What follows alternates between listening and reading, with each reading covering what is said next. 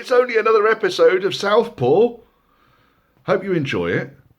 Please, thumbs up, thumbs down as you wish. Leave comments. I'm friendly, blah, blah, blah, blah, blah. Most importantly, please subscribe if you like this kind of content. Offer me feedback on, what you would like me to do more of. Yeah, as I say, enjoy. Thank you. Right, so now I'm going to start now on the loom for the window switches. So what I've done, from my manual, I've printed off the power window circuit operation and circuit diagrams, because this loom includes all of the connectors to the rear doors, and also includes all the ECU and so forth for 4 windows. Okay, and this one don't, different, but you can see on this one there's a fair amount of melted wires in here, so I'm not going to reuse this. This connector on the end is going to get cut anyway, because it doesn't match the one that's in the car, so it could end up being I salvage these, which go to the windows. In fact, that one's even got melted wires on it. No, it hasn't. It's the earth wire, I think, that's melted. I don't know what someone has done with this thing. Not all. I think that's a fucking shambles. Right, let's go to this one. Not wasting time on that. Where's the light green? Light green, pink it says. Now, I've got inside the car, this is the loom that would normally go down towards where all of the connectors need to go to. So we need to kind of unbind this and chop off the bits we don't need and keep the bits we do need. And then I'll isolate any fuses or isolate any loom. But the objective needs to be that it all needs to be kind of up that direction, wrapped up there. So I'll end up splicing it in here. I'm only going to use chop blocks for now until I confirm the thing is working. And then it's going to be a case of once it's working and the dash is in, then I can start shortening wires as I need to. So I'm only going to snip wires on this connector that I need to splice into the chop block. Enjoy. Connected it all up, it's all in place. So now I really need to see if this works. Fingers crossed. Driver's side first of all.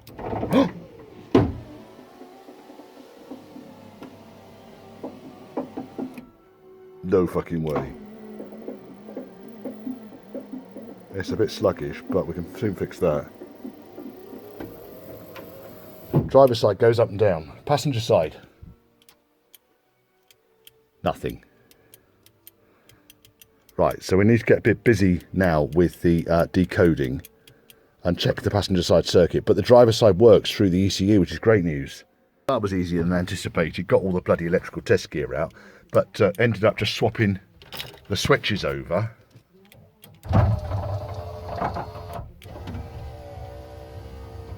Two switches now. And one sweep is working as well. So I press the button once and hold it down, and it goes all the way down. So problem with this is the door isn't adjusted properly, which is why it slows down.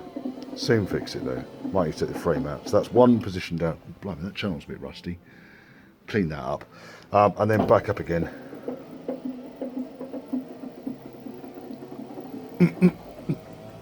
Beautiful. And passenger side.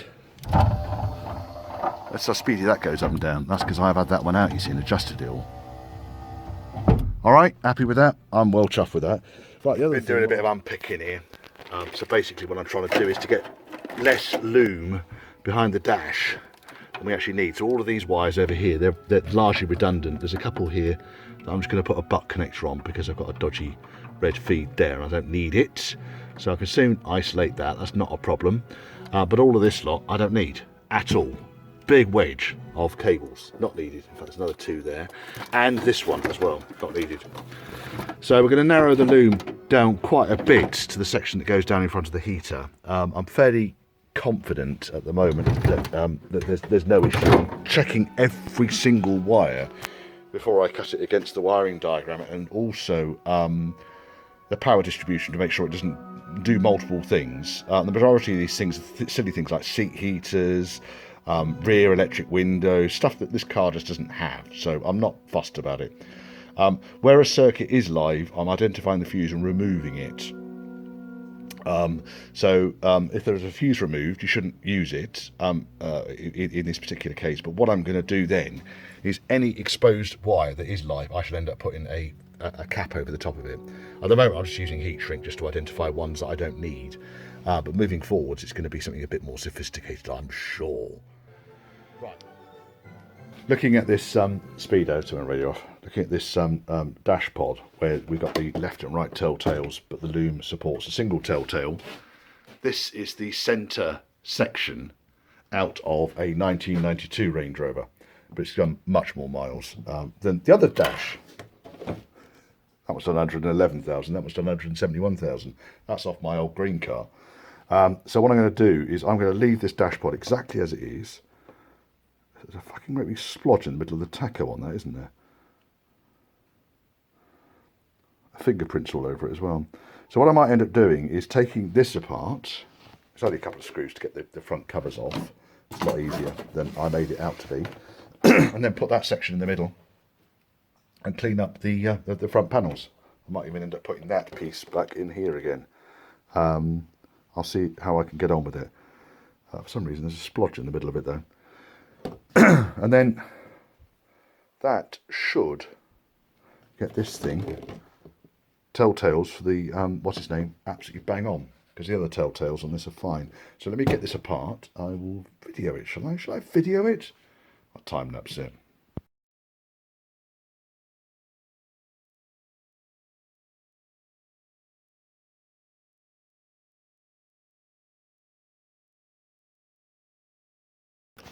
That's better, isn't it? Much better. Tow bar telltale thing going on there. Right, and there's the flash there, and yeah, I mean all I did really was, as you saw, take it apart, replace the centre panel, put it back together again. Better work.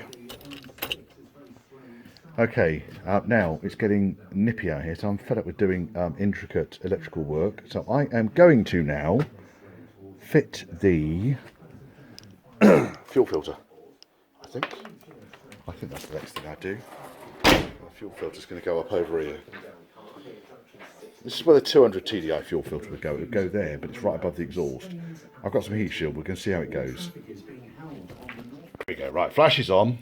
We can see the starter and everything down there. We can see the turbo, exhaust manifold. And this bolt's here. That's too fucking close. Right, okay, so this is going to have to go on the passenger side, which is why it was over there in the first place, I am sure. Now, I've got one hole up there for it. I just need to make a little plate, I think, so it can support on it. And I'm going to run, tomorrow, I'm going to run the fuel lines along the driver's side chassis. And I shall move them across the back of the car at the back. We're having fun with fuel lines. Right, so I've got the return line is now largely out of the car.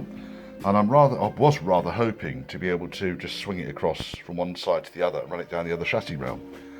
And normally, on the plastic tank cars, Range Rovers like that one over there, you have a hole, access hole in the boot floor. Because this car would have had a metal tank originally, and that's why it hasn't got a hole in the floor. Which is a shame, but there's no way I'm going to cut this floor. There's not a spot of rust anywhere on this floor. It's beautiful. So I'm just going to clean the sand out. I pulled all of the matting out, which was revolting. That's the only word I can say. Absolutely gopping. It's not a word I use very often, but it was horrible. So I just need really to, I'm going to use the air blower later on and blow all the rest of Spain out of this car. I'll probably get the wheel arch covers off as well. The carpet off the wheel arch covers, but that's a job for later. First and foremost, what I need to do, and I'm not going to go down the other side now because there's diesel all over the pissing place, is up here, you can't really see, but up over there somewhere, you can't see at all. We've got the fuel lines come out of the tank and go down the near side chassis rail, and I want them to go down this chassis rail. There should be enough room for it to happen, I'm sure. And I've got a new filler pipe as well, which I'm going to try out later on, which hopefully won't be quite so bendy. I mean, that is fucking, that's just ridiculous. That's not a water hose, I reckon.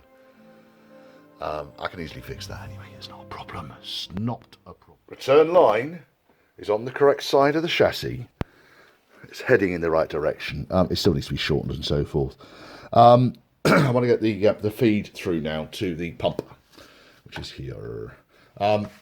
When you are working with a diesel fuel system, rerouting pipes and things, it's impossible to overestimate exactly how much diesel you're going to get on the floor, on yourself.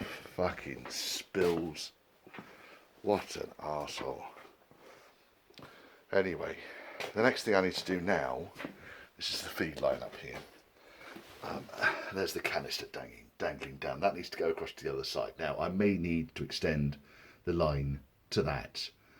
So it may be that I cut the pipe going into it, and I mount that along with the feed line on the chassis straight through to the front, and then work my way backwards. So this is the fuel feed line. Big long thing. He's off. I also got this canister thing off at the back swirl, put whatever it is. It was absolutely, I'm not joking here, this thing was just one big wedge of sand. So I cleaned it all up, got the unions undone. I don't think there is a filter inside this. I'm just going to go and double check. But there are certainly in and out directions on this thing. So at the moment it's in and out for a left-hand drive car. So I'm going to swap the plugs over to make it in and out for a right-hand feed car. And then just check these ports are clean and put it back on. So this thing mounts on behind the top shock absorber mount on the chassis. Stub off the other end. I'm just going to cut that pipe off there and cramp on. I'm going to fit on a rubber hose. So at the moment it's a solid hose. But because I can't access the top of the tank without dropping it, which I ain't going to do, I'm just going to see if I can effect a airtight seal, because you don't want any air leaks at all on your fuel intake, because otherwise the diesel will just suck air, so to speak, for now. So that's that, and then get this feed through to the top of the pump. Right, this little box of tricks is a sedimenter. There's nothing inside it, but you occasionally, just tipping fuel out the back of it there.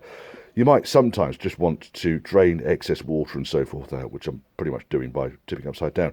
The idea behind it is that the fluid goes in one direction and gets sucked from the top half on the other direction, and all of the water and crap goes to the bottom because diesel floats on water. So that's all it does, is it separates water from the diesel, and it gives the filter in the engine bay a fighting chance. Of course, when the engine bay filter starts to get water contamination, then there's supposed to be a plug there. They always break, and that one's broken. So I can remove the bowl and drill it out, which I'm probably going to do, to be honest, and reassemble, or I can just leave it. Actually, there's going to be an O-ring, and there's nothing else in there that's serviceable. You see, there's quite a lot of. This is water coming out of here now. So if I just shake it upside down, there we are. I've drained the water out of it. I don't need to take it apart. Fuck it. We know it's fluid tight because there was no leak on it before. And then I can plumb this back in again. So that's that done. On the main fuel feed line, this is the bit that goes into the fuel pump. That's not very pretty, is it? So I'm going to cut there. I'm going to cut this chunk out and put a piece of hose on instead, and get rid of that. The rest of this can go straight on the car. Here's a good one for you. So I'm sort of like, you know, getting everything really sort of, first and foremost, all of the fuel lines are now in place, but I've not been able to do any priming of the pump because there's no radiator in at the moment, and so I thought, well, I'll put the throttle cable in. So the throttle cable has been bought for a 200 TDI Range Rover. Throttle body's there, accelerator's there. Now, it does strike me this cable might be a little bit too long. Okay, that's the first observation I've got. By about 2 feet. Second thing is, I've attached it all up, pressed the throttle once, and the fucking thing broke.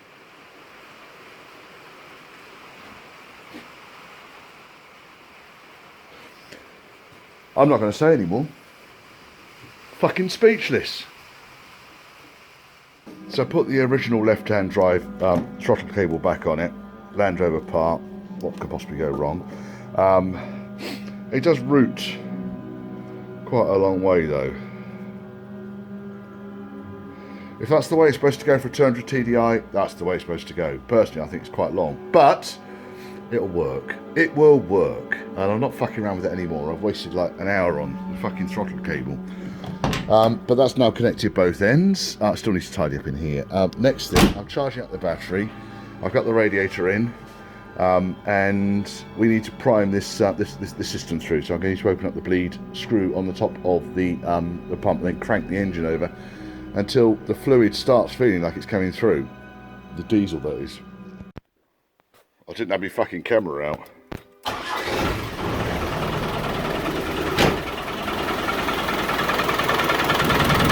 So it's bled the system through. There's no cooling system, so I'm not going to go nuts on this at the moment. I've got diesel through on there.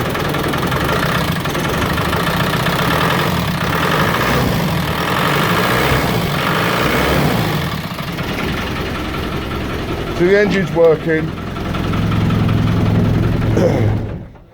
Engine's working, and the fuel system's bled through, which is good news, isn't it? I wasn't kind of expecting it to work. I just thought I'll test the crank on the engine, and it just started. One thing that did happen though was the diesel return pipe here popped off #1 injector, which is why there's so much fucking diesel up here. So that's not properly fixed on. Pipe. Then I'm going to go around underneath and just check the fuel lines are all solid. So there's no leak down there on the fuel lines. I go under the back end and just check for now. There's no fuel leaks under there. And then I can drop the back end back down to the ground.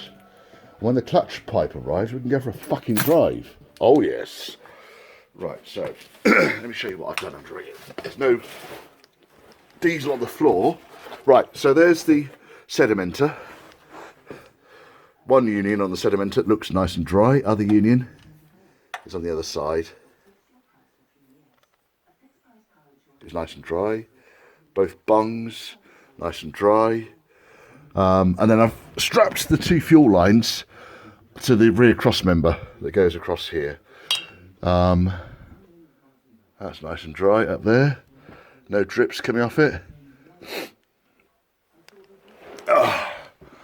Yeah, I didn't actually change anything on the return. This is the return line that goes along here, and the fuel line's on top of the chassis rail there, and I've attached it on with the cable ties.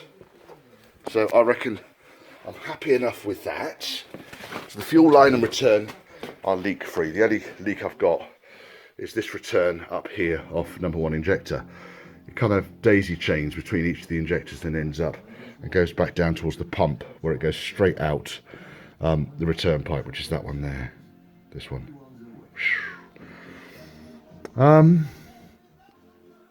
Yeah, I would say I'm quite comfortable with that. And we've got a proper bracket up here now for the fuel filter to mount onto, so it's out of the way of the clutch sleeve. Yeah, I'd say it's a success. I fitted the old air filter, maybe just about. I mean, the new one, I know it's a Brit part and everything, but the new one weighs about a quarter of what the old one weighs. I reckon there's quite a lot of shit in there. And also it's come detached from its various end caps and so forth. Right, before it goes in there, I just want to give this thing a brush out. It's all full of sand, as is everything else in this car. But eradicate the sand, sort the engine. Just clearing all this sand and crap out from this rear cross member. Before that over there's diesel spill, but all this sand down here, look.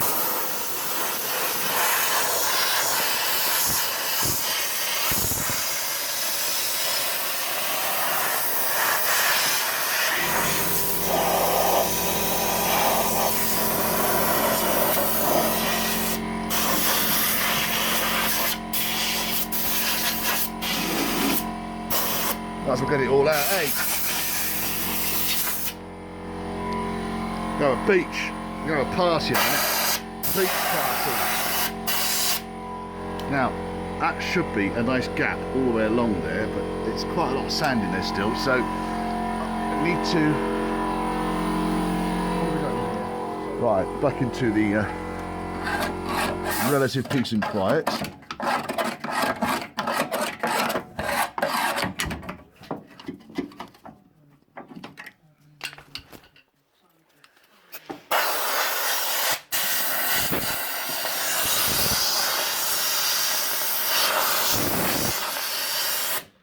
It's quite a lot.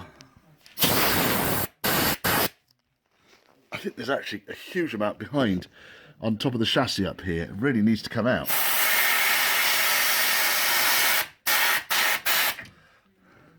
It's more or less where the electrics goes for the tailgate lights. You can see there's a fair amount in here. I think we've...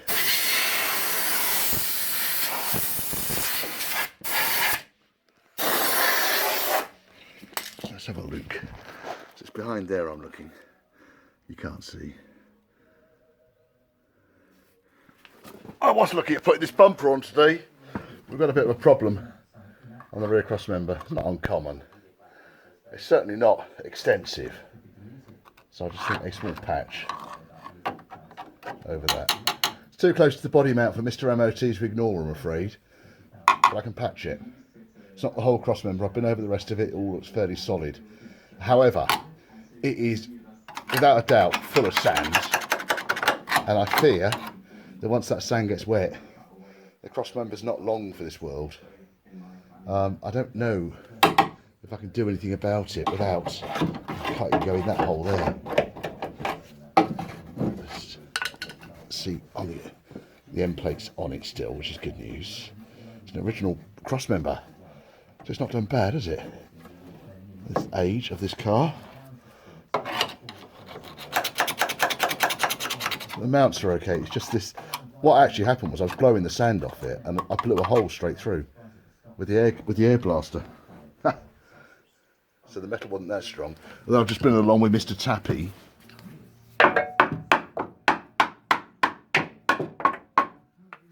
The suspect bit there.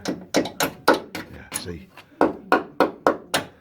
Trouble is that is all right on the body mount. Again, patch it.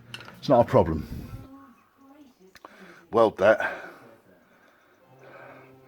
Ain't gonna be pretty, but then once you start patching these rear cross members, you're normally onto a hiding to nothing, unfortunately. So I shall patch it so it's MOT worthy, but I'm not going to do a beautiful job with it because it's just a waste of time. Waste of your money too. Right, been spent most of this afternoon fucking around with the dash, trying to get it all assembled the way it should be. I'm not quite sure how that end is supposed to attach. I'm going to consult the parts manual. It'll be a lot tidier than that though. Dash pod, everything's on now. Got the back on the dash pod. Tidied all the loom up underneath the steering column, and really just routed everything where I want it to go. So that's been quite good, productive. Fitted these on both sides, air filters in.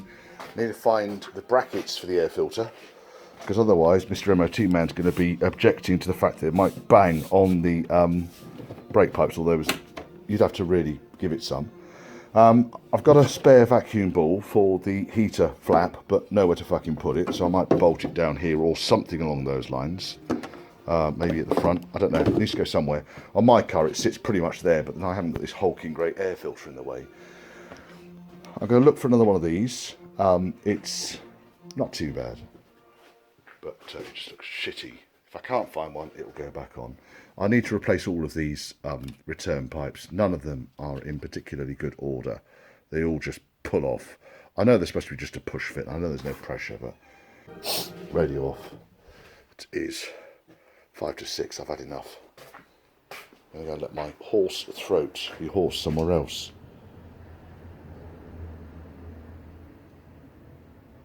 Been a good day though. I have enjoyed today. It's a good job I love my job, isn't it, eh? And I'm pleased with the way this is all looking. The console, this isn't on yet because I haven't sorted the rear wiper out yet, and also the LEDs aren't working to these column controls, but that's not a huge issue. I found that one. Can't find the other one. The other one's less of a problem. But this one here, obviously, you need to have the wiring out of the way of the car controls. And I still haven't got the mirrors working either. Wipers. I've ordered a couple of the rubber bits that go on the outside of the deck and the nuts and so forth. I've got old wiper arms off my car, right-hand drive, and the new wiper blades off your car, but unfortunately the ends are different. They're different between the old and the new, and so the plastic bits that come with them are different as well, so I might have to get a pair of new wiper blades, but shit happens. Now, what I've done is I have measured worst case scenario sweep across the screen, which through the dust here, you can see the sweep goes round here, okay? The reason I've done that is because of this crack chip in the screen here, which is exactly 1 millimetre long, and it is just outside the sweep. You can see the sweep is there, and the crack is just above my finger there. I do need to polish the screen out, so I'm going to give it a good clean first of all. There's a nasty sandy scratch across the screen, but I'm rather hoping that's going to come out. There's also quite a bit of welding splatter and stone chips on this screen. It's not the best screen in the world. I would suggest it gets replaced. Quite why it's got welding splatter on it, I don't know. But you can see this thing is absolutely covered in marks and chips all over it. And this is all welding splatter here, grinding sparks. I don't know if that was your man when he was doing the welding, but I thought he was working underneath, but unlikely then. But it'll do. We'll get it there. So this is all pre-MOT stuff. So that's that. For the brake master, I've removed the brake master. I'm going to set the push rod, but I need to get the instructions because Haynes doesn't cover that off. These are left-hand drive, so they're no good. Oh, let's go in the left-hand drive pile. I have also ordered, I can go in the glove box, I've also ordered some odds and sods to finish off this dash in here. So there should be a bracket on the inside of this. It's glued, which screws up spire nuts and so forth, and then there's a closing paddle, fiddle paddle that goes on the outside there. So I want to get all that on. I'm not going to bother too much with interior today. I was going to start fucking around with welding, but I think what I am going to do is to work out why the mirrors ain't working. We've got a funeral in the church at 2 o'clock, so I need to stop at 1 really, out of respect. And go and hide inside. A few moments later. Fuel level's working. Got that done. Second thing I've got done is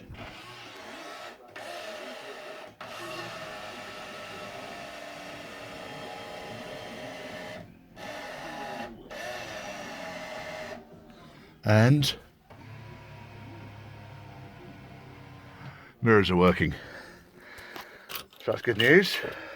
Mirrors and fuel. I'm going to route all of the cables back into the door. I had a chat with my MOT man, and he's not entirely happy with all of these sharp edges on the insides of the doors. I think we'll get away with the ones at the bottom.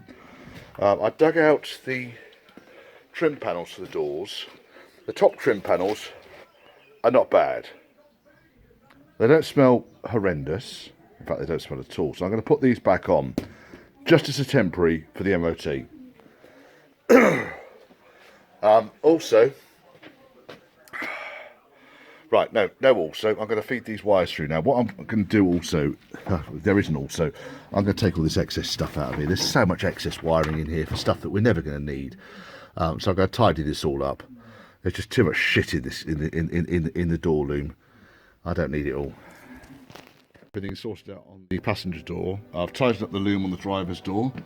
Down to the minimum number of wires. The danger is that you leave too much stuff in there, it's going to get trapped in the hinges, it's going to get trapped in the windows and so forth. So I've trimmed it all down. Mirrors work, window works, that's all you need in there. I'm going to get some lunch. Ever wondered how the light gets in behind the column controls on your Range Rover? You probably haven't, but I'm going to tell you anyway. Right, there's a bulb that goes in behind here.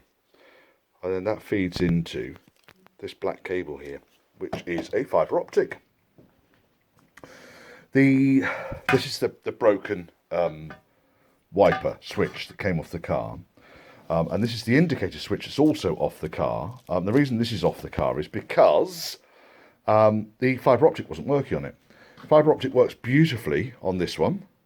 And basically you can test it by running a torch into it. And you can see it lights up. Well, you probably can't see it lights up. I can see it's lighting up. Goes green. See? On the bar at the bottom. So that's how it works. Now, this is the fibre optic cable that came off the switch that's not very happy. And again, if I run a fibre optic to it, you can't see anything at all. There's nothing. So what we'll do, I'll disassemble. Let me find the tripod. Right, okay, so to get the fibre optic out, it's pretty straightforward. I mean, basically you can press that, but that's a bit Neanderthal, really, isn't it? Really what I want to do is to just lift this metal plate out here. And it just clicks up. There we are. I twist very, very gently. The metal plate comes up. Now it comes up in 3 chunks. So we left the decal in there. That also comes out if you wanted it to, but I'm going to leave it there for now. Then we've got a plastic shield. Then we've got the fibre optic, which I'll leave that way down because that's the way it comes out. It's going to stay that way, isn't it? What if I put my fucking pen on it? Right, and then we've got like kind of just a plastic bit and the retaining catch, which is showing signs of distress. It's like a little razor blade, isn't it? But less sharp. Right. So what I can do now is with Torchy McTorchface, which has been fucking taken up there. With Torchy McTorchface, we can put Torchy McTorchface onto the end there, and we're getting absolutely nothing out of that fibre optic cable. I suspect because it's fucked.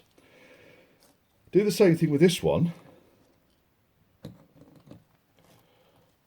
and you can see it lights up. You see it lighting up? As I move the...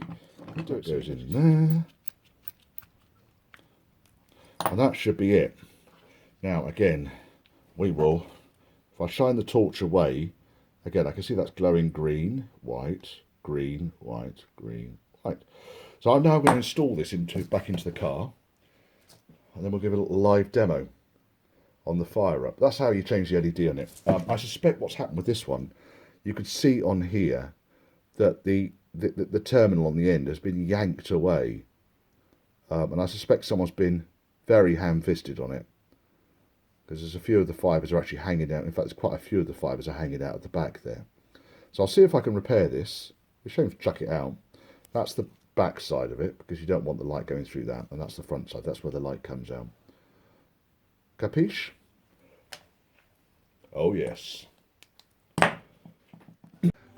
And here we have the dash at night. Now, you probably can't see that. I don't know if you can see that or not.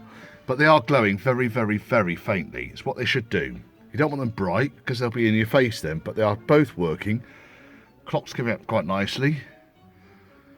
And all the gauges are working nicely. As are the illumination down there. I need to put the illumination in for the heater matrix still. But I'm waiting for some bulbs to come in. So that's that done. Been through, done a full electrical check. Everything is working on this thing. Except for the front side repeaters, because I haven't got bulbs in them yet. And a slight weirdie in that, close the door, open the door. When you go into reverse gear, so at the moment, if I just look at the back, no reverse lights. Oh, that's good. I can glow plug. Warmer heater is working. Right, okay. So then if I go into reverse, we get reverse lights. Come out of reverse. Still got reverse lights, but dimmer. Go into first. Oh, they've gone off now. Just now when I was testing, I was first, second, third, and they were still on. Probably because I didn't have to do the running up and down because I had the lights off in the barn and I was just flicking in between gears. But banging it over into reverse, puts the reverse light switch on, and then it's sluggish coming off. So I might need to remove the reverse light switch, which is just there, conveniently. Right, for now, I'm done. I'm happy. I need to weld a washer with a nut on here. That's the grab handle for the top of the door. Someone's butchered it. I possibly could reach up and put a nut on from the bottom, but it's just a pain in the bollocks. While I got the welder out, doing the back end, possibly tomorrow, I don't know, then I shall tickle that too. Then I can build this door up like I've built that one up. Everything works on the doors. Happy with that. So, after the welding, I'm just waiting for a couple of bits to arrive next week, and I'm going to do the timing belt on this. It's well documented how to do timing belts on 200 TDIs. There's no real gotchas to it. It's just be organised. Have the right tools, be organised. Do timing belt on that, give it a service. Timing belts, I think they are every 50 or 60,000 miles. I can't remember exactly. But in high temperature climates or in dusty climates, it goes down to 3 years. Now, I reckon when I get this thing off, there'll be probably a factory original timing belt on it still. I can't get that lump of crap out in there either, so I'm going to look at those. Right, it is 6:30, gone past gin o'clock, crying out loud. Packing up.